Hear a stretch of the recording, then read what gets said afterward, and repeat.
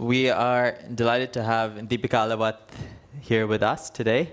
A novelist, a museum curator, art consultant, everything all in one. The topic today is on veganism, veganism as a lifestyle, veganism in the context of our Bharatiya principles and values as well. Just to kick things off, could I please ask you to just tell us a bit more about yourself, your background, and we'll then slowly move more into veganism. Well, yes, I had a rather convoluted existential debate about how I should describe myself for this session, because none of what I do for a living applies to what I'm going to talk about. But it's the only identity that I identify with, because it's quite important to me that I am a vegan, and I would like this to be an evangelical cause in the sense that I'd like more people to be vegans also. So my only experience in this is being a vegan. So you can't study it, you can't get a degree in it, but you can live a life that is vegan. So I guess that's my background. And would I be right in saying you were brought up a vegetarian, and then at some point you made that transition to veganism? Yes. What prompted that transition? I could no longer rationalize consuming dairy, because I could see the way the cows were brought up, and that they were fed full of hormones.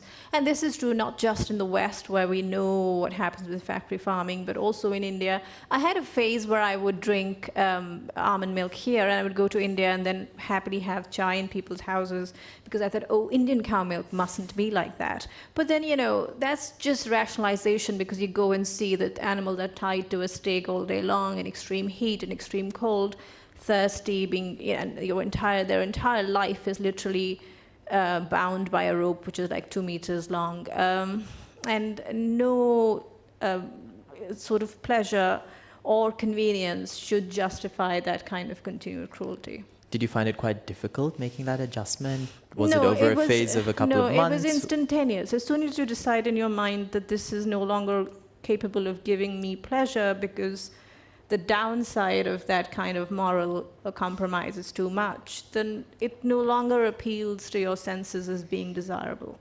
And then you've mentioned the downside of the opposite. What about the upside of being vegan? Let's for instance take some of the health implications. Have you noticed there was a little bit of a trade-off maybe in that you might have been missing out on, I don't know, protein, or have you actually found that there have been quite a few benefits to it? I think that, to me, I never lived my life as kind of a metric measure of, how do I feel? Am I running yo-yo tests on myself? No, I'm not. I've been fairly healthy. That might be genetic, and I continue to be fairly healthy. So I haven't seen a difference at all in the way I function as a human being. My mental functioning is better, because I'm not compromising myself morally every time I eat something. So I think it's for the better. I keep very long hair, because there is propaganda about vegans not having good skin or good hair, and I want to be a living advertisement for the fact that that's not true. So. Please remember to subscribe to us and switch on the notifications for this channel. For our other social media links, more content, and to support our work, please visit citti.net. Dhanyavad. Namaskar.